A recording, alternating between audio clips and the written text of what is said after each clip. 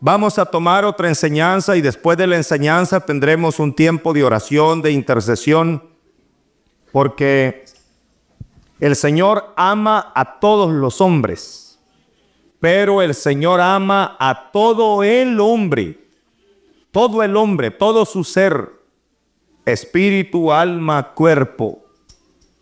Espíritu, que es lo sobrenatural del hombre, que está abierto hacia lo sobrenatural.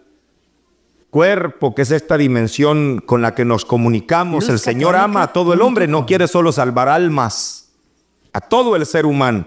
Por eso, aunque ahora nos estemos instruyendo, después vamos a orar por todas nuestras necesidades.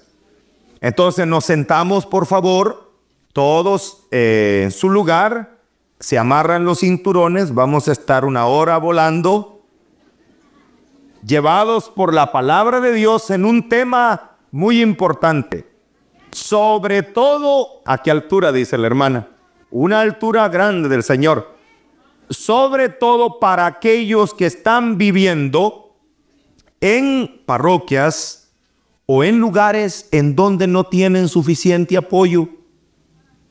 Las luchas que estamos teniendo, no les voy a pedir que levanten la mano, Solo les voy a pedir que pongan atención cómo el Señor quiere instruirnos.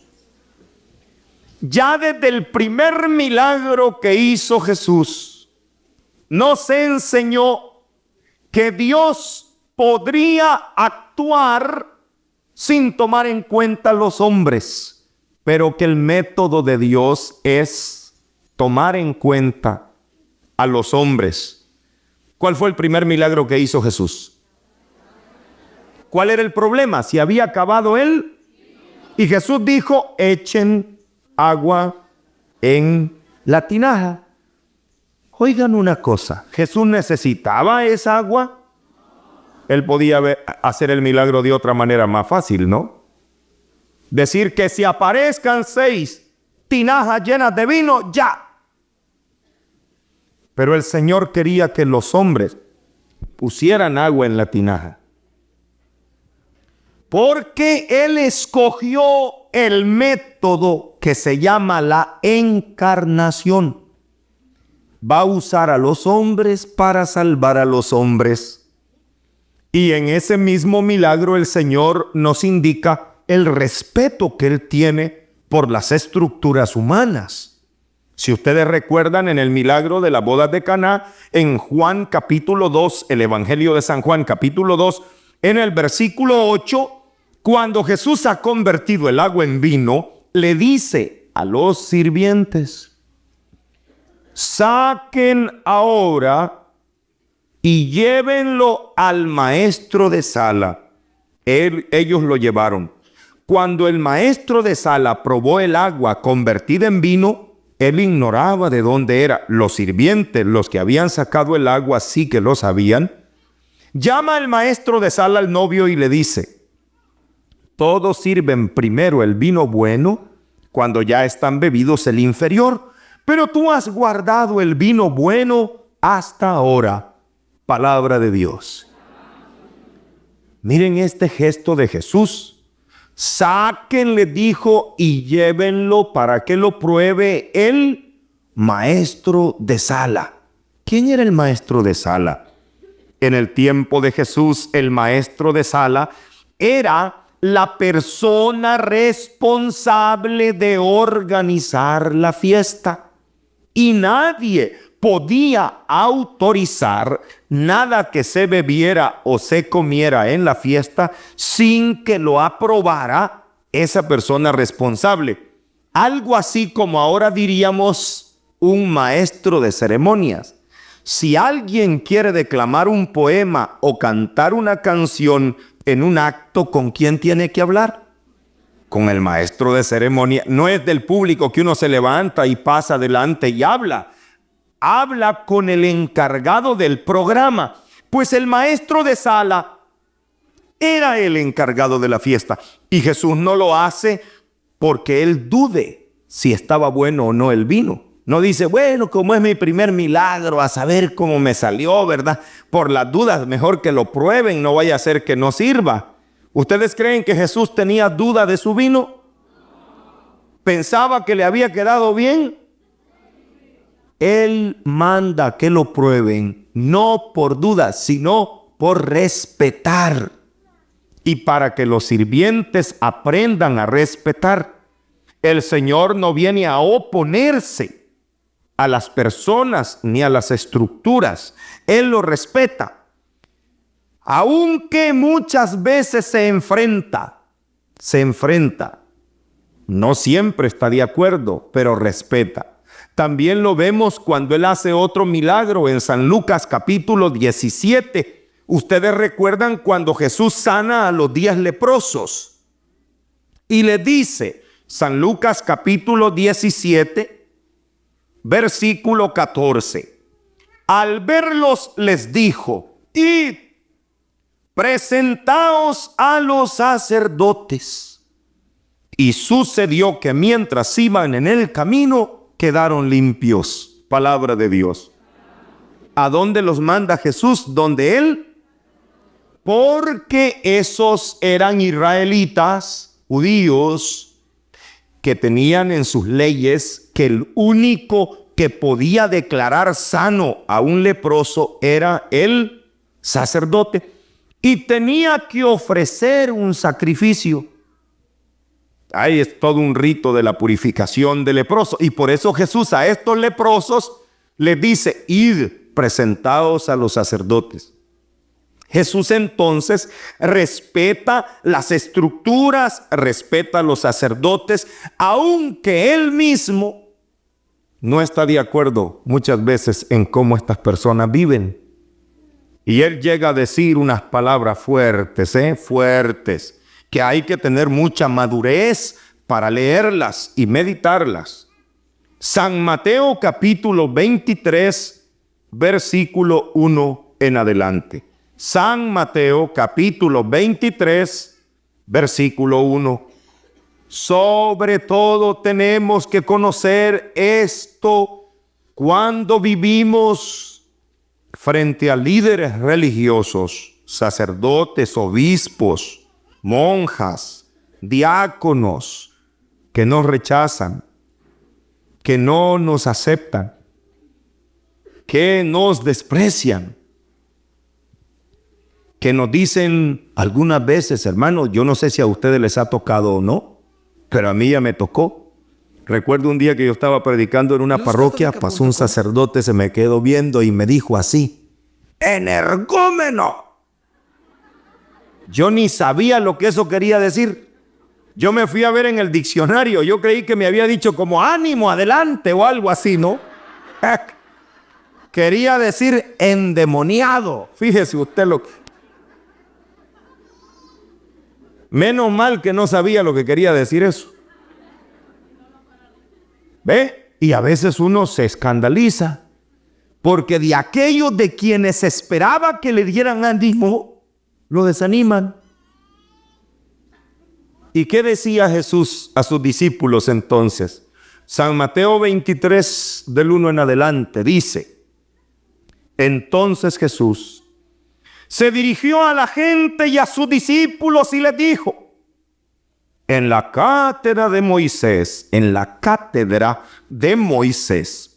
se han sentado los escribas y los fariseos. Haced pues y observad todo lo que os digan, pero no imitéis su conducta, porque dicen y no hacen. Palabra de Dios. Todos los seres humanos tenemos una mezcla de verdad y mentira. Todos, hasta el hermano Salvador, en primer lugar el hermano Salvador. Nosotros somos una mezcla de verdades y mentiras. Y especialmente los que se ponen al frente están más expuestos. Y no dejan de ser hombres, no dejan de ser frágiles, no dejan de ser, dice San Pablo, vasos de barro en los que va un tesoro. Como dice San Pablo, llevamos un tesoro, pero en vasos de barro. Y por eso es que Jesús dice, hagan lo que les digan, pero no se fijen en sus vidas. Qué lástima. El ideal es que los dirigentes, el ideal es que los líderes religiosos puedan mostrarnos con su palabra y con su conducta. San Pablo aprendió esa lección tremenda. San Pablo llegó a escribir, imítenme a mí como yo imito a Jesucristo.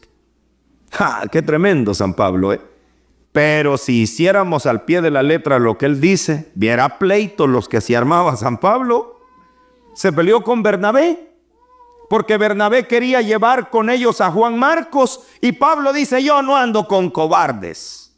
Ya muchos no querían andar con él porque dicen que era muy estricto, ¿no?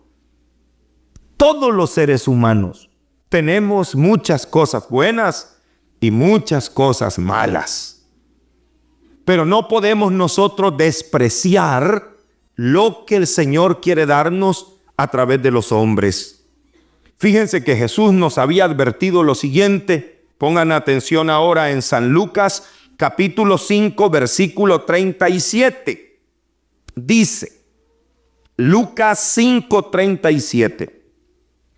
Nadie echa vino nuevo en pellejos viejos. De otro modo, el vino nuevo reventaría los pellejos, y el vino se derramaría y los pellejos se echarían a perder. El vino nuevo debe echarse en pellejos nuevos. Palabra de Dios. Otras traducciones de la Biblia dicen en odres, que eran recipientes, vasijas, eran recipientes donde se guardaba el vino. Pero ¿por qué dice el vino nuevo no se echa en recipientes viejos? Porque se fermenta todavía, tiene mucha fuerza y rompe. Por eso dice que hay que poner el vino nuevo en odres nuevos, en vasijas nuevas, en pellejos nuevos. Pero notan una cosa, que siempre hay odres, siempre hay pellejos. No dice, el vino nuevo, ese no hay que guardarlo en nada. Siempre hay que tener el odre. Las estructuras las necesitamos. Las estructuras tienen que estar, siempre tienen que haber hombres que dirijan. Pero algunos cometen el error de decir, no, a mí Dios es el que me dirige. Estás mal. Estás mal. Algunos piensan, es que yo me confieso con Dios. ¿Cómo me voy a confesar con un hombre pecador? Estás mal. Siempre se va a necesitar de hombres, de estructuras, aun cuando muchas veces no veamos lo que esperábamos ver. Les decía que quien lo aprendió bien fue San Pablo. Yo admiro a San Pablo. Cuando empezó su proceso de conversión, que el Señor le habló en Damasco, cuando iba persiguiendo a los cristianos, ¿lo recuerdan? Él le dijo, Señor, ¿y qué tengo que hacer? El Señor le dijo, vete a Damasco y ahí se te dirá. Y le mandó a un discípulo que se llamaba Ananías. ¿Cómo se llamaba? Ananías. Que nunca más se vuelve a hablar de Ananías. Ananías instruye, Ananías bautiza, Ananías le habla a Pablo, le abre los ojos. Y ya Pablo después, cuando empieza, va a Jerusalén. Y va a Jerusalén porque lo querían matar en Damasco. Lo tuvieron que descolgar por la noche en una canasta para que escapara. Y cuando llega a Jerusalén, Pablo llega con una alegría de saber, ahora sí que llegué donde están los maestros. Ahora llegué ¿quiénes estaban en Jerusalén? Pedro, Santiago, Juan, Felipe, Andrés, Bartolomé, Tomás, Mateo. Bueno, estaban todos los grandes. ¿Qué dice el libro de Hechos? En el capítulo 9, versículo 26. Llegó a Jerusalén e intentaba juntarse con los discípulos, pero todos le tenían miedo. Y no creyendo que fuera discípulo, no lo dejaban entrar. Hermanos, Yo quiero que noten, estamos hablando de Pablo de Tarso. Llega a Jerusalén, toca la puerta y adentro dicen, ¿quién? Y él dice, Saulo de Tarso. ¡Ja! ¿Para qué dijo su nombre? Todos los que estaban adentro dicen, cierren la puerta que ahí viene ese. Y Saulo, ¿qué dice? Si ya me convertí. Y todos los de adentro, enseñar la patita, lobo. Dice la Biblia, claro, que no creyendo que él fuera un discípulo, no lo querían recibir. Hermanos, Jesús tuvo oposición de los líderes religiosos de su tiempo. No lo querían. Es más, fueron los sumos sacerdotes quienes llevaron a Jesús para que fuera condenado. Sin embargo, Jesús que decía, id, presentaos a los sacerdotes. A San Pablo lo acogieron, lo recibieron. Ay, San Pablo, así le dijeron, pase adelante, deme su autógrafo. No lo dejaban ni entrar. Yo no sé cómo sea su experiencia, pero cómo actuó Jesús y cómo actuó San Pablo. ¿Se puso a pelear con ellos? ¿Se puso a gritarles? ¿Acaso San Pablo dijo, pues yo voy a hacer otra iglesia? Pues ya van a ver. Yo creo que alguna vez les he compartido a ustedes en mi propia experiencia. Por 2 años, yo prediqué en mi parroquia, donde yo vivía, donde yo me casé. Prediqué 2 años todos los días viernes, no se me olvida, todos los viernes, sin fallar ningún viernes en mi parroquia. Llegaban 500 personas a esa reunión. Y yo invitaba al párroco para que nos diera la bendición al final. Y el párroco por 2 años siempre llegó y siempre decía, esperamos que estas pláticas del hermano Salvador no les quiten la fe. Eso decía el párroco. Así decía. ¿Y sabe qué más decía? A ustedes de nada les sirve venir aquí. Les decía, eso les decía. Y mucha gente me decía, hermano Salvador, vámonos, hermano. Vámonos a otro lado. Y les decía yo, ¿y por qué? ¿Que no mira que el padre tiene razón? ¿O qué dice? ¿Que no perdamos la fe? ¿O no tiene razón de decir eso? Que de nada nos sirve venir aquí si no vivimos una vida cristiana verdadera. Y no tiene razón en eso. Vamos a seguir aquí, vamos a seguir viniendo y vamos a rezar que Dios puede cambiar el corazón del párroco o al párroco entero, ¿verdad? El Señor puede cambiarnos al párroco. Y empezamos a orar. Miren, hermanos, cuando hay vino nuevo, el vino nuevo está fermentándose. Ustedes y yo no entendemos de lo que está hablando Jesús porque no fabricamos vino. Pero la gente que se mete a fabricar vino sabe que cuando hay vino nuevo hay mucha efervescencia, hay mucho gas que se está levantando, eso hincha, eso se expande. ¿Sí han fijado en eso? Y entonces si el recipiente es muy débil, ¿qué le pasa? Se rompe. Entonces, hermano, cuando hay vino nuevo, cuando hay ese reino de Dios que llega, suceden 2 cosas. Jesús lo dice ahí, donde estábamos leyendo en el Evangelio de San Lucas. Dice, nadie echa el vino nuevo en pellejos viejos porque entonces los pellejos se revientan. Las estructuras empiezan a romperse. Cuando hay ese vino nuevo, cuando Jesús hablaba del vino nuevo, hablaba del evangelio que él traía. el reino de Dios que traía. Pero él dice, para este vino nuevo necesitamos estructuras nuevas, pero siempre estructuras. Aunque él mismo dice en el versículo 39 de ese capítulo 5 de San Lucas, nadie después de haber bebido el vino añejo, el vino viejo, quiere probar el nuevo, porque dice, el añejo es mejor lo viejo conocido. Jesús dice, nadie quiere probar el vino nuevo. ¿Por qué? Porque dice, es que ya estamos acostumbrados. Es que aquí siempre hemos hecho así. Jesús estaba comprendiendo la oposición del pueblo de Israel a su mensaje. Él decía, a mí no me extraña, ellos ya están acostumbrados. Y nosotros debemos darnos cuenta que en nuestra iglesia hay ya algunas estructuras y ya todo está hecho así.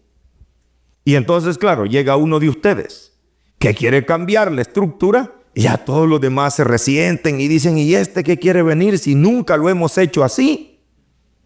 Jesús tuvo que enfrentar eso. San Pablo tuvo que enfrentar eso. Nosotros tenemos que enfrentar eso. ¿Y qué tenemos que hacer? Aquí hay que tomar una decisión. Dos grandes hombres en la historia a quienes yo respeto y admiro. Uno primero, San Francisco de Asís. Otro después, Lutero. Los dos tuvieron ideas parecidas. Vieron la situación de la iglesia y decidieron que era necesario provocar un cambio. San Francisco se quedó adentro de la iglesia. Fue vino nuevo y rompió estructuras y creó nuevas estructuras. Lutero se salió de la iglesia y decidió señalar desde afuera. San Francisco todavía hoy tiene una fuerza enorme a través de la corriente franciscana que cambió hasta posiciones teológicas. Ustedes tal vez no pueden llegar al fondo, a lo profundo que es la visión franciscana con San Buenaventura y todos estos hombres, Duns Scoto y un montón de teólogos franciscanos adentro de la iglesia, una efervescencia, un fermento, un vino nuevo, cambiando estructuras. En cambio el otro, desde afuera, gritando. Nosotros podemos tomar esa actitud o nos quedamos adentro de la iglesia con todas las dificultades o nos salimos de la iglesia. Si usted se queda dentro de la iglesia va a provocar cambios. Van a haber cambios. Si se sale de la iglesia va a provocar enfrentamientos, divisiones. Yo se los he dicho varias veces creo con ustedes aquí. Y se lo voy a repetir una vez más. Miren, si yo quisiera hacer mucho dinero o tener fuerza, la única cosa que yo tengo que hacer es salirme de la iglesia católica y hacer mi propia iglesia. Una iglesia protestante. Una iglesia buena donde se alabe a Dios y un buen coro y tener un auditorium. Que llegue la gente. ¿Ustedes creen que yo no reuniría por lo menos unas 500 personas cada domingo? Yo tenía en Guatemala un grupo en el Colegio Monte Carmelo con 4,000 personas en la mañana y 3,000 personas en la tarde. Y me estaban diciendo, hermano, hagamos un gimnasio más grande. Y yo fui a hablar con el obispo. Y el señor obispo, Monseñor Próspero Penados, estaba contento. Me dijo, hermano Salvador, siga adelante, eso está bueno, me alegra mucho. Le dije, yo no, monseñor, porque la gente se está viniendo de sus parroquias aquí el domingo y ya no va a misa a su parroquia. Lo que voy a hacer mejor es hablar con los párrocos y yo voy a ir a predicar cada domingo en cada parroquia diferente y que la gente vaya a su parroquia, que la gente llegue a su parroquia, que la gente se una. ¿Saben una cosa? Algunos párrocos no querían que yo llegara. Algunos párrocos no querían. Pero vean, esta sí fue una conversión. Un párroco decía en un grupo de sacerdotes, Dice, yo no quería que el hermano Salvador viniera a la parroquia porque a mí me daba miedo, dice. A mí me parecía protestante, dice.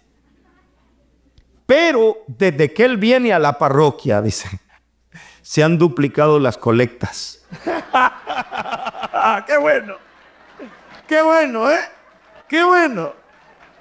Y mire por dónde le gustó al padrecito, ¿no? Dice, antes la gente no daba nada, ahora dice, yo recojo la colecta y dan mucho dinero. Dice, y el hermano Salvador no se lleva las canastas, dice, y las deja. Entonces dice, que venga. Claro, porque con eso la parroquia, hermanos, yo quiero decirles a aquellos que están resistiendo o los que están viviendo bajo oposición, que algunos párrocos no los reciben con cariño, no les prestan la iglesia. Hay que seguir asistiendo. Asistan, canten en la misa. Los cantos que canta el coro, canten fuerte, comulguen, confiésense. Yo cuando oía decir de un sacerdote, mira hermano Salvador, es que ese padre viera cómo es y todos los pecados, porque la gente no se confiesa a ellos, confiesan a los padres. Le sacan todos los pecados. ¿Saben que yo generalmente escogía esos sacerdotes para confesarme? Yo escogía a esos sacerdotes y me confesaba con ellos. Y me confesaba con ellos y les decía, Padre, a mí me duele mucho ser un predicador y no ser un hombre fiel. Algunos de ellos ya no querían confesarme. Porque decían, cuando se confiesa una prédica la que me viene a dar este hombre, no, decía no. Confiésense. Y yo participaba, ofrenden en la parroquia, ofrenden. Hay que dar en la parroquia, hay que ayudar. A veces uno no quiere, y tenía razón, vuelvo otra vez. Yo comprendo al padrecito que no nos quería prestar la iglesia al comienzo, porque decía él, ¿verdad? ¿Sabe qué decía? Pues si se gasta la energía eléctrica y dejan sucio y otro tiene que limpiar. Entonces nosotros empezamos a colaborar. Aquí está para el pago de la energía, aquí está para las personas que limpian, aquí está para reparar sillas, aquí hay para no sé qué. Y el padre dice, ¿cuándo vienen otra vez? ¿Cuándo vienen otra vez? Hay que ayudar. Pero es que uno siempre está esperando, si nos dan, vamos a ir dando. ¿Quién da primero? Uno tiene que tomar la iniciativa. Integrarse también en las estructuras de la parroquia. Fíjense, mucha gente, muchos sacerdotes dicen, es que los carismáticos son muy bullangueros, es que los carismáticos cómo hacen ruido, y después de decir todo eso ellos reconocen, pero son los únicos con los que contamos, los únicos que llegan siempre, aquellos que están ayudando, aquellos que se hacen presente, los que pueden convocar. ¿Y saben qué? Un día llegó un obispo a hablar con nosotros, con nuestro equipo de trigo, dice, miren, dice, no podemos ignorar, les venimos a pedir que ustedes nos convoquen a la gente, porque el poder que ustedes tienen de convocatoria, dice, es grande. Si yo me paro y digo, vengan, no vienen, dice. No vienen. Si ustedes se paran y dicen, vengan, vienen. ¿Por qué? Y nosotros le dijimos, Monseñor, con mucho gusto nosotros podemos reunir la gente para que usted les hable, para que usted les diga. El poder de convocatoria que nosotros tenemos es grande. Y en lugar de que los demás sientan que los estamos apartando de ellos, los convocamos para trabajar con ellos. Yo entiendo que a veces son ellos los que no quieren trabajar con nosotros. ¿No quieren trabajar con nosotros? ¿Por qué? Porque es mejor el vino viejo. Como decía un padrecito, ay, hermano Salvador, es que cuando usted viene aquí nos toca más trabajo. Toda la gente se quiere confesar, me dice. Y imagínense, me dice, ¿cuándo termino yo de confesarlos a todos? Hay que tener paciencia. No estaban acostumbrados, nosotros los acostumbramos mal. Y ahora que estamos volviendo, ahora quisiéramos que ellos estuvieran más abiertos. Pero por otro lado, yo quiero que noten lo que les voy a decir. Qué bueno que nuestros líderes de la iglesia, que los obispos y los presbíteros no son gente tan emocionada como nosotros quisiéramos que fueran. Qué bueno. ¿Se ha fijado usted que el último que grita milagro en una parroquia es el párroco? Todo el mundo está gritando milagro, milagro. El párroco siempre dice, momento, a ver qué pasa. Padre, es que vi a la Virgen. Acuéstese temprano, hermano, coma bien. No. ¿Se ha fijado que ellos no son así como muy extraordinarios? ¿Sí o no? Vaya, ahora fíjense pues. Nadie puede decir que a los católicos, los obispos o los sacerdotes nos están queriendo lavar el cerebro. Nadie puede decir que son nuestros líderes los que nos obligan a cosas espirituales. Si algo está pasando, no es por los líderes, es por el poder del Espíritu Santo adentro de la iglesia. Es esa fuerza, el vino nuevo adentro. No se trata... Oiga, es la diferencia, y en esto yo quiero ser muy respetuoso de cualquier iglesia no católica que se puedan sentir aludidos. La diferencia de los avivamientos que hay afuera de la iglesia católica se debe a hombres, líderes que reúnen a un grupo de gente y que tienen que arengarlos y tienen que gritar y convencerlos y encender a la masa, y la masa eufórica sigue a ese líder y todos andan atrás de ese líder. En la iglesia católica, hermano, nosotros vamos caminando y viendo para atrás. Apúrese, padre, apúrese, padre. Nosotros somos la masa que va corriendo adelante. A nosotros no nos lleva. ¿Saben? Eso es auténtico vino nuevo. Claro que va a romper los odres, por supuesto, no. Lo va a romper. Y tiene que surgir un nuevo estilo de sacerdotes. Tendrán que surgir. Sus hijos van a ser. Van a ser nuevos obispos. Y no, yo quiero decir, miren, cuando la Iglesia Católica habla de nueva evangelización, no está diciendo que no se haya hecho. Si los han habido, hombres visionarios, carismáticos, pero cada cierto tiempo hay un nuevo avivamiento, y ese avivamiento ya la estructura le queda tan estrecha. El mismo San Pablo, ¿qué dice San Pablo?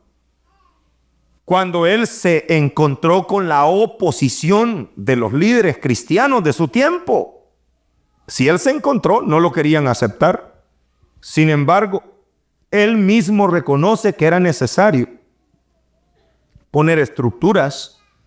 Y cuando él le dice a Tito, en el capítulo 1 de la carta a Tito, San Pablo escribiéndole a Tito, capítulo 1, versículo 5, le dice: el motivo de haberte dejado en Creta fue para que acabaras de organizar lo que faltaba, que establecieras presbíteros en cada ciudad como yo te ordené. Palabra de Dios. San Pablo dice, en cada ciudad tienen que haber presbíteros, tiene que haber una estructura organizada. Queridos hermanos, el vino nuevo, si no tiene odres nuevos, se derrama. Voy a decirlo con palabras técnicas. Siempre va a haber esta tensión. Oigan bien, el vino y los odres, ¿qué representan? Los carismas y la institución. A ver, repitan conmigo. Los carismas y la institución. ¿Qué son los carismas? El entusiasmo, ese fuego, ese vino nuevo, ese gozo. Y la institución es el odre. donde se guarda el carisma. Si uno quiere solo carisma, nos vamos a quedar con un pueblo muy emocionado, pero muy desparramado. Y claro, si tenemos solo institución, nos vamos a quedar con una cosa fría. Pero siempre va a haber esa tensión. Y casi siempre ocurre así. Hay un momento en el que los carismas vuelven otra vez a ser explosión. Eso es el vino nuevo. Entonces las instituciones tienen que ir abriéndose más. Y yo alabo a Dios de que sea así, porque así es genuino, porque así es real. Es la corriente del Espíritu la que ensancha las instituciones. No es al revés. Se los estaba diciendo antes y quiero que ustedes lo ponderen, lo valoren. No es el Papa, ni los obispos, ni los presbíteros los que nos están obligando a tener visiones. Que lo estén obligando. ¡Oren lenguas! ¿Qué? Dios mío. Profeticen. Prediquen. No son los líderes los que nos están pidiendo eso. Los líderes lo que hacen es discernir. Y a veces ellos con mucha prudencia y empiezan ya a abrirse. Ya el catecismo de la iglesia habla de carismas ordinarios y extraordinarios. Ya vamos abriendo la institución. Fíjense lo que está pasando en este momento aquí. Mucha gente todavía a mí me dice, padre, ¿qué le parece? Mucha gente cree que yo soy sacerdote. No, y algunos de los que están aquí todavía piensan que yo soy sacerdote. ¿Por qué? Porque estoy predicando. Porque tenían ya en la cabeza la idea, los que predican, los que enseñan son los padres. Los laicos no saben nada. Y sin embargo las cosas van cambiando. Surgen los ministerios laicales. Y si hay un aporte enorme que la renovación carismática le ha hecho a la iglesia, es poner líderes laicos. O sea, bautizados del común del pueblo de Dios dirigiendo. Y a veces hasta nos llama la atención eso, ¿no? Y decimos, ¿y este qué nos puede enseñar? Si este no sabe nada. ¿Y qué resulta? Que nos damos cuenta que tenía razón San Pablo cuando decía que Dios llama a lo necio del mundo para confundir a los sabios. ¿Verdad? Dios llama a los pequeños del mundo. Y los sabios. Fíjense que mucha gente que saben, teólogos, gente que ha estudiado mucho, a veces me dicen a mí, ay hermano Salvador, es que vos tenés unas ocurrencias. A mí nunca se me hubiera ocurrido, dice. ¿De dónde estudiaste eso? Y se quedan asombrados. Les digo la verdad, se quedan asombrados. Y yo mismo me quedo asustado. Digo, no. Un hermano muy famoso me decía, mira hermano Salvador, yo te oí una idea y te quiero preguntar ¿de dónde la recibiste? Porque yo la voy a citar en un libro, me dice, que estoy escribiendo y quiero ver si te cito a ti o al autor de esa idea. ¿De dónde la recibiste? Le dije, mira, yo leyendo la Biblia llegué a comprender eso, pero no estudiaste a ningún teólogo, porque hay un teólogo alemán que llegó a esa misma conclusión. No, le dije yo cuando me estaba bañando. Un día que me estaba bañando se me vino la idea. Yo bañándome. Yo me estaba bañando de verdad cuando se me vino esa idea y me puse a estudiar y yo la prediqué. Así se me vino.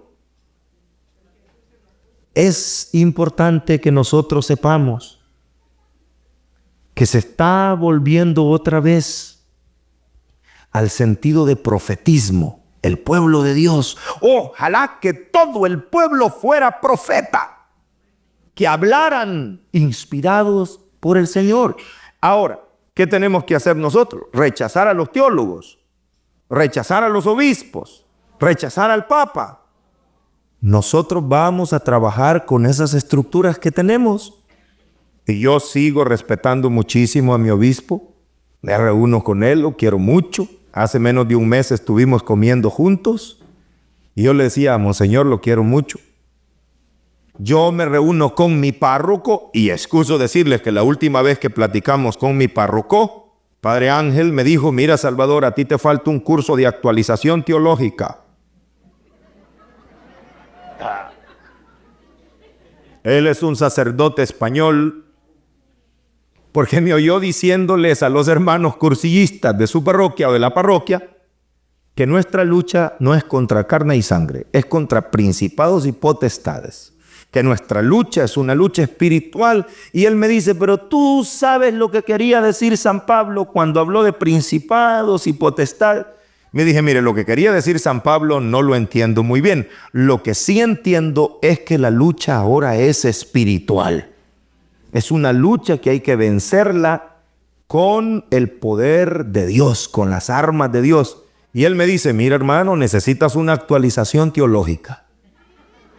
Y le dije, bueno, padre, deme todos los cursos que pueda, porque esos solo me van a ayudar a reafirmar la idea de que nuestra lucha es con las armas de Dios. Es que nuestra lucha es con las armas de Dios.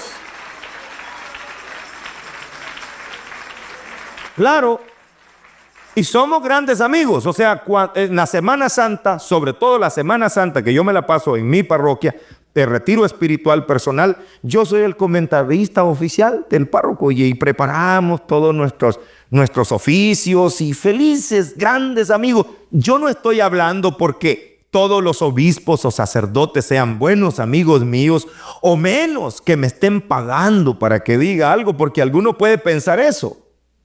Ay, hermano, si alguien ha sufrido con rechazos de sacerdotes y hasta de obispos, hay diócesis en Guatemala donde yo vivo, donde los obispos no me dejan predicar a mí. Y un obispo amigo mío me decía, ¿sabes por qué no te dejan entrar, Salvador? Porque ellos tienen una opción política diferente. Le dije, bueno, yo no tengo ninguna opción política, yo lo que tengo es un mensaje del Evangelio. Y algunos dicen, es que el hermano Salvador no es comprometido con los cambios sociales. Ay, hermano, yo predico un evangelio que tiene consecuencias de liberación del pecado y todas las estructuras de pecado. Pero algunos no piensan así. ¿Y qué voy a decir yo? Me salgo de la iglesia, voy a hacer otra iglesia. Si queremos crear cambios, nos quedamos en la iglesia. Me decía un hombre, yo me voy a salir de la iglesia católica porque todos son muy fríos. Y le dije, quédate y nos calentás, mano. Si todos estamos fríos, ¿por qué no nos calentás? En lugar de salirte.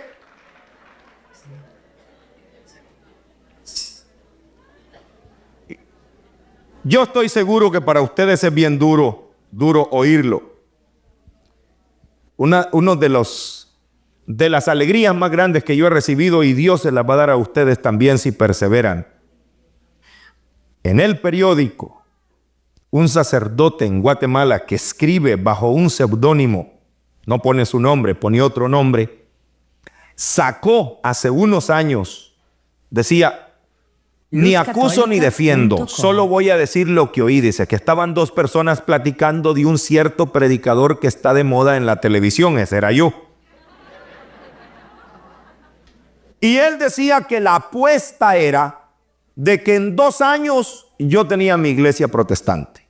Y este sacerdote que escribe dice, bueno, yo ni acuso ni defiendo, pero cuando el río suena, piedras trae. Entonces dice, es posible que sea así.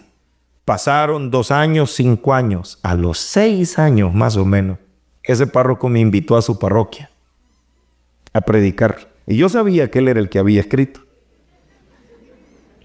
Y llegué y el padre me presentó y yo sentí una alegría tan grande de predicar en su parroquia. naturalmente que tiene que pasar el tiempo. Tienen que pasar los años. Un obispo me llamó un día por teléfono, me dice: hermano Salvador, te quiero invitar a predicar a mi diócesis. Quiero que vengas a la catedral tal día. Le dije: monseñor, me da mucho gusto, porque varios me han invitado y usted no ha dado permiso. Y dice: es que yo necesitaba escucharte, hermano. Y ya te oí, y saliste bien librado del examen que te hice. ¡Wow! Dije, yo nunca sabía que me estaban examinando. Pero él agarró, dice, agarró así unos cassettes míos, voy a hacerle un examen. Y dice: pasaste el examen. ¿Saben qué es lo que debemos hacer también nosotros? Tener cuidado cuando estamos hablando. Porque claro, hay algunos hermanos que se les va la mano cuando hablan, dicen cualquier bobería. Y esto, ojo, que se los está diciendo un laico que ya viene de andar esos caminos. Cuando habla un sacerdote, nadie analiza lo que está diciendo, porque el padre sabe lo que está diciendo.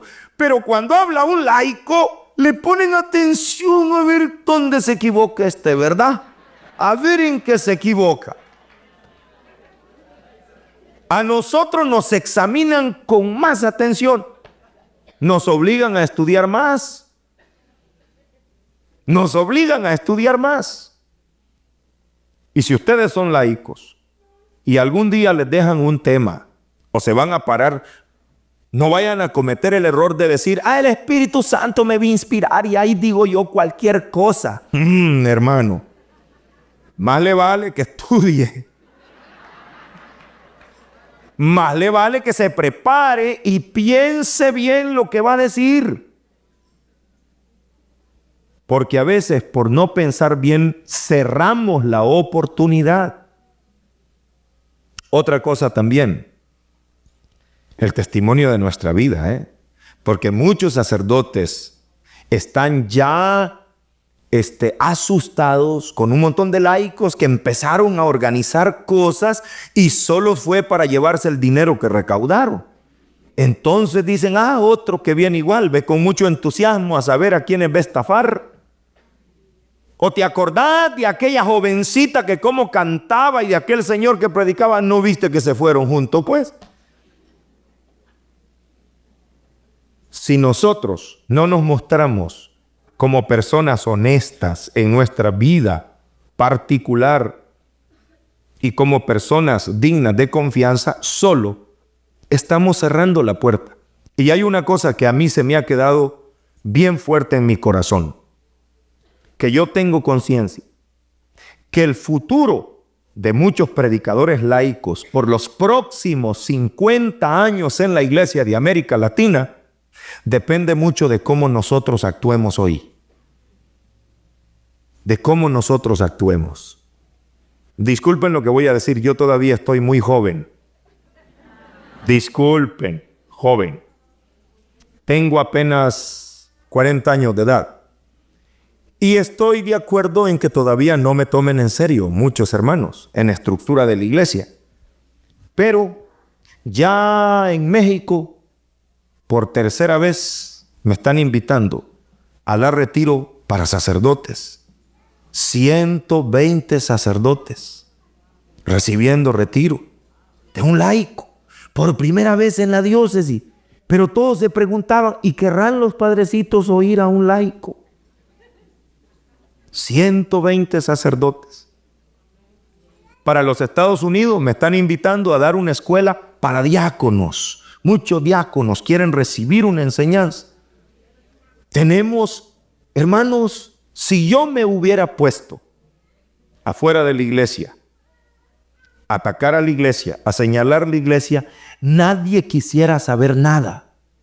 Y se hubiera perdido esa fuerza que el Señor quiere dar a la iglesia. Si uno de ustedes que lee la Biblia, que ora, que predica se va de la iglesia, se hace protestante, solo nos está dejando más difícil el trabajo a los que nos quedamos adentro. Va a haber más rechazo, más oposición, porque van a decir, ¿se acuerdan de aquel que predicaba y no se fue? Pues hizo su propia iglesia y en lugar de abrir la puerta, la van a cerrar. Vamos a ir despacio. Aprendan ustedes de la carrera de Pedro y Juan, el día de la resurrección. ¿Lo recuerdan? Pedro y Juan, los dos discípulos que supieron la noticia de que Jesús había resucitado, dice que corrieron al sepulcro. ¿Quién llegó primero? Claro, Juan. No solo porque era más joven y menos pesado que Pedro, pero es que Juan representa el carisma, Juan representa el amor, el entusiasmo que es incontenible. Pedro representa la institución que va más despacio, pero ¿saben qué? Juan no quiso entrar, esperó que llegara Pedro y dice que entró primero Pedro. Vean qué cosa más hermosa. Entra Pedro y después dice entró Juan. Después entró Juan. ¿Y saben qué pasó después? Cuando Jesús resucita y dice que Jesús llama a Pedro y le pregunta, Simón de Juan, ¿me amas más que esto? ¿Recuerdan? Eso ya es capítulo 21, versículo 15 del Evangelio de San Juan. Y Pedro le dice, sí, Señor, tú sabes que te quiero. Y Jesús le dice, apacienta mis ovejas. Le pregunta por tercera vez. Y abajo dice, Jesús le dijo a Pedro, sígueme. Sígueme. Y dice, se voltea a Pedro y mira atrás, que venía siguiéndolos Juan. Ahora es Pedro quien va adelante con Jesús. Y Pedro mira atrás y le dice, Señor, ¿y ese qué? Como quien dice, lo dejamos. Y Jesús le dice, si yo quiero que él espere hasta que yo vuelva, ¿a ti qué? Tú sígueme. Y San Juan dice, no quiere decir que no iba a morir, dice. Pero yo veo la delicadeza de Pedro. Que Pedro va con Jesús y vuelve a ver hacia atrás y mira quién viene atrás. Juan, y Pedro no quiere avanzar. ¿Por qué creen ustedes? Porque Pedro se acuerda, cuando él iba adelante, me esperó. Ahora que yo voy adelante, ¿tengo qué? Vamos a tener que esperarnos. En algunas parroquias yo oigo a los sacerdotes decir, es que fíjese, hermano Salvador, que los laicos están dormidos. Aquí uno los quiere invitar y no vienen. En otras parroquias oigo al revés. Los laicos dicen, es que viera, hermano, aquí el párroco está dormido. Nosotros, y digo yo, ¿y por qué no cambian de parroquia o de párroco esto, verdad? Y casi siempre los veo así. ¿Por qué? Porque es un plan de Dios. Poner un párroco bien activo en una parroquia donde casi todos están durmiendo. Y poner un pueblo bien despierto donde hay un párroco dormido. Porque si se juntaran los dormidos con el dormido, ahí estaríamos perdidos, ¿verdad, hermano? Nos vamos a tener que ir esperando. A veces la jerarquía de la iglesia va a tener paciencia con nosotros. Somos frutos de la paciencia. Ay, hermanito, si yo puedo estar predicando aquí es fruto de la paciencia de mis primeros maestros que yo tuve. Recuerdo con mucho cariño al padre Crispino, un sacerdote irlandés franciscano, que me soportaba, ¿verdad? El padre Nilo Cucchiaro, otro franciscano italiano, que me soportaba. Al padre Bonicio, mi maestro, al padre José, o sea, varios sacerdotes que fueron con mucha paciencia arriesgándose. Hable pues, hermano, tome usted la palabra. El padre Juan Pablo Daly, mi director espiritual por 6 años, él aparecía ahí al lado mío, todavía en unos videos de televisión aparecía ahí al lado mío, se agarraba la cabeza cuando me oía. Y después me decía a solas, ¿te diste cuenta lo que dijiste, hermano? ¿Y qué dije, padre? Ya al final ya no me aguantaba. Y así ha sido el fruto de la paciencia de muchos Pedros que han tenido que ir esperando. Hay que reconocer, hermanos, que hay en la Iglesia Católica estructuras que tienen que irse ensanchando cuando hay vino nuevo. Pero no es romper las estructuras a fuerza de golpes, es a fuerza de vino nuevo, del fermento. Orar más, clamar al Señor, porque esa fuerza espiritual es la que se va a ir abriendo camino cuando se vea que lo que viene es de Dios. Voy a decirles una cosa, y espero decirla bien clara. Demasiadas cosas reales hace Dios como para inventar cosas. Los dones extraordinarios vienen de Dios, no los finja. No tiene que inventar. Hay mensajes que vienen de Dios, no invente los suyos. Hay visiones que son de Dios, no invente. Si hay muchos testimonios, no invente. Hay dones de lengua que son genuinos de Dios, no los force usted, no invente. Hay descansos en el Espíritu Santo que vienen del Señor, no se caiga usted. Deje que sea del Señor lo que está viniendo, no se caiga. Cálmese. Viene de Dios. No tenemos que estar fingiendo. No hay que fingir, hay que dejar lo que es genuino, lo que va surgiendo de parte de Dios. Demasiadas cosas reales está haciendo Dios para inventar cosas. Y usted puede decir, pues cuando le pregunten, ¿y usted ora en lenguas? Déjeme probar. No necesita. Usted sabe, y no es que el que ora en lenguas sea más santo y el que no ora sea menos santo, no. No todos tienen que orar en lenguas. No es, ¿y usted tiene visiones? Pues mire, si no tiene, yo por ejemplo, personalmente les digo, pues así como que yo haya visto así afuera, 2 veces recuerdo yo en mi vida, 2 visiones así.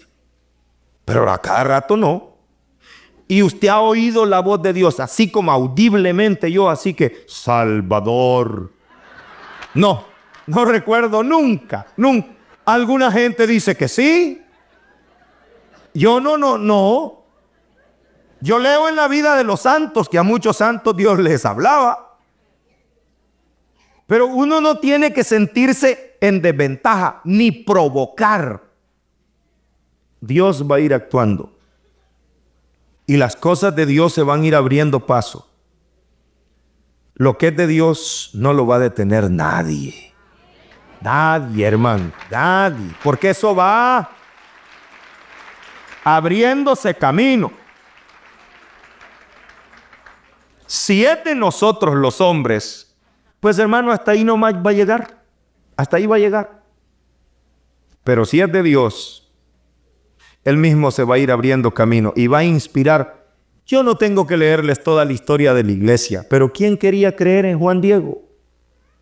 Los obispos, el obispo, el sacerdote, los frailes no lo querían dejar entrar. Y ahí tienen a Juan Diego, canonizado ahora, un beato de la iglesia. ¿Y quién lo tomaba en serio? Luz Católica. Nadie lo quería tomar en serio, pero sí abrió camino porque se demostró que no era un usado por los obispos, usado por la jerarquía. Yo quisiera terminar enfatizándoles esa idea. Dios sabe por qué. Yo oía decir a un sacerdote esta expresión: uno de los dones más grandes que Dios le ha hecho a la iglesia es la escasez de vocaciones sacerdotales. Y yo decía, ¿pero por qué, padre? No le entiendo que diga usted que hayan pocos sacerdotes, ese es un don de Dios para la iglesia. Sí, Salvador, me dice, porque si hubieran muchos sacerdotes, para empezar, vos no estuvieras predicando. Fíjense, que no, es que el párroco no nos reúne. ¿Y usted qué está hablando? ¿Por qué siente ese deseo? están naciendo líderes laicos del pueblo. Precisamente Dios tiene a muchos sacerdotes, así como no les ha puesto ese fuego en el corazón. ¿Por qué? Para que surjan líderes laicos. Para que sea un hombre, una mujer, un joven, los que vayan tomando liderazgo y después el párroco solo diga, vamos a ver, ¿qué están haciendo? También, sigan. No dependemos del entusiasmo de un párroco. Eso es algo lindo en la iglesia y quiero que lo entiendan con mucho respeto. Nuestra iglesia católica no sigue líderes. Si muere el papa, ¿qué es lo que va a pasar? Ponen otro. Si muere el obispo, ¿qué va a pasar? Ponen otro. Y si cambian al párroco o se muere el párroco, ¿qué va a pasar? Se deshace la iglesia. En cambio, muchas iglesias protestantes que tienen líderes carismáticos fuertes, se muere ese, se acabó, hermano. Nosotros tenemos un pueblo avivado, todo un pueblo renovado, todo un pueblo con fuerza y tenemos una jerarquía de la iglesia que solo nos va marcando el camino por donde ir. No estamos siendo agitados por agitadores psicológicos, no tenemos líderes que estén provocándonos, no tenemos líderes que nos quieran hacer ver milagros. Normalmente, donde llora una virgen, el último que cree eso es el obispo. ¿Se han fijado en eso? Que toda la gente, aquí se apareció la virgen y le preguntan al obispo, ¿usted qué dice? Dice, son entusiasmos de la gente. Eso asegura que si algo está ocurriendo, hermano, no es porque los líderes de la iglesia nos estén fanatizando, es que ya el vino nuevo está rompiendo los odres, hermano. Se necesita ir abriendo el espacio al poder de Dios que se mueve en su pueblo. El Señor va moviéndose en medio de su pueblo. Y oramos para que surjan nuevos sacerdotes, nuevos obispos, gente que haya nacido en nuestras comunidades, sus hijos van a ser sacerdotes. Niños que yo conocí, muchachos jóvenes, ahora son sacerdotes.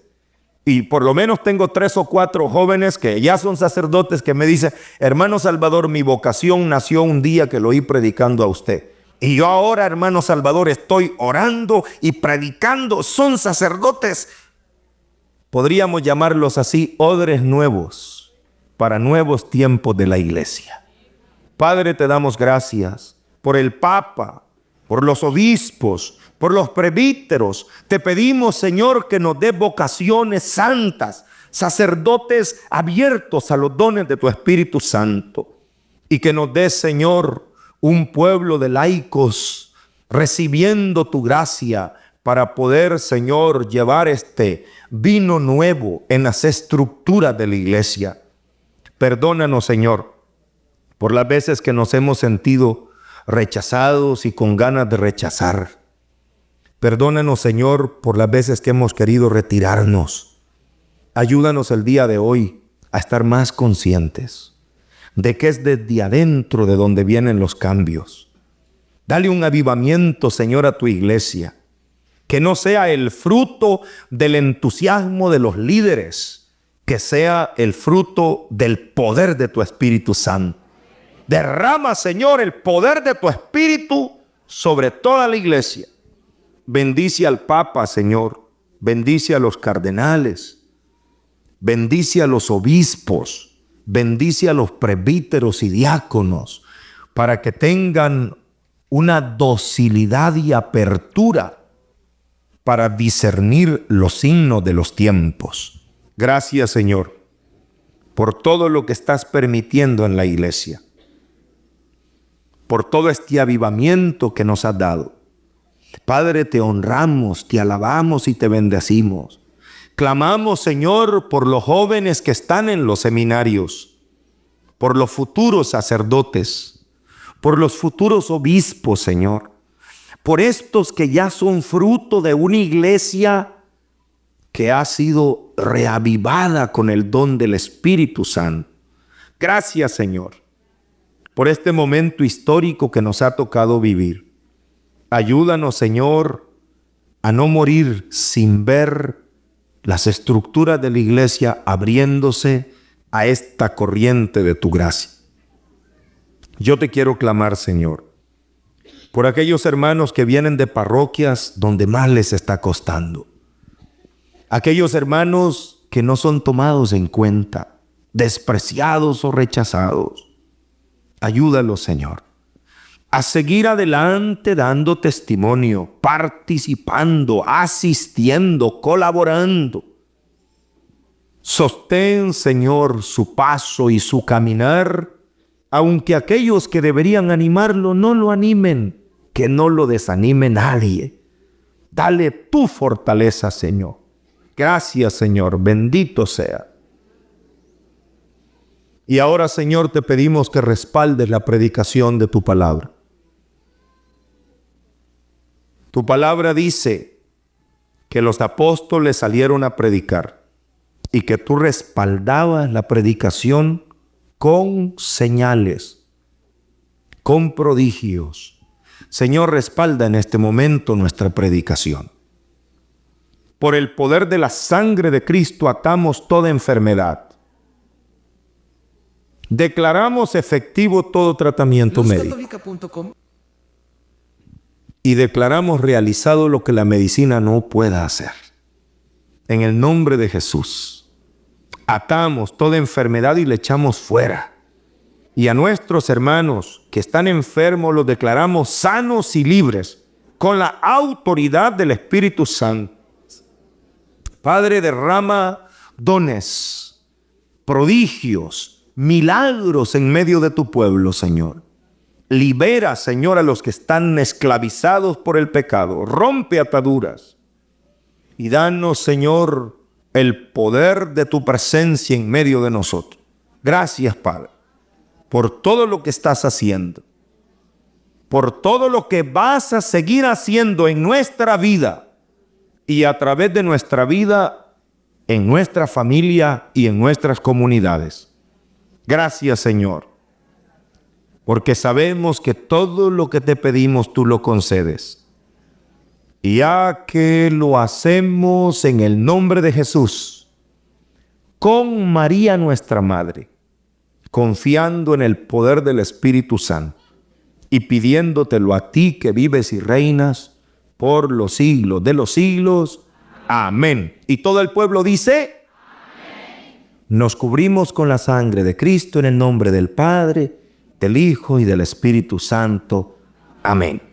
Podemos sentarnos, hermanos, un momento. Antes de terminar la enseñanza, vamos a hacer un pequeño eco a esta enseñanza. A ver, hermanos, ¿cuál fue la idea que el Señor les dejó grabada en su mente de esta enseñanza que hemos dado hoy? Así, rápido, con una frase nada más, con una idea. A ver, ¿cuál fue la idea que más se les quedó grabado? Tener paciencia, que el Señor siempre nos va a inspirar. Obediencia. Permanecer en nuestra iglesia. Ser auténticos. Confiar en el Señor. Ser capaces. Obediencia a la jerarquía. Si cuando uno habla, tiene que saber lo que está diciendo. Darlo todo a cambio de nada. No desanimarse. Respeto. En fin, lo demás que no puedan decirlo hoy, lo dicen en sus grupos. Reúnen a su gente y no se les olvide, por uno de nosotros que se eche atrás, le estamos cerrando la puerta a otros. Lo voy a repetir, Yo, gracias a Dios, les digo con toda sinceridad, nunca he tenido ni la tentación de salirme de la iglesia, nunca. O sea, yo siento el amor profundo y serio. Pero algunas veces me pongo a pensar, ¿qué pasaría si yo me echara atrás? ¿Sabe qué pienso? Que yo no caería solo, que hay muchos hermanos. Y si alguno de ustedes algún día piensa, No digo salirse de la iglesia para hacerse protestante, pero a veces hasta ausentarse del ministerio para volver al pecado, al mundo. Solo piense cuánto van a ir atrás. Muchos han creído por nuestro cambio de vida. Muchos se han animado al vernos a nosotros. No los desanimemos. Debemos mantenernos perseverando. Y el Señor nos va a dar la gracia de ver crecer la obra que Él ha iniciado en nosotros y a través de nosotros.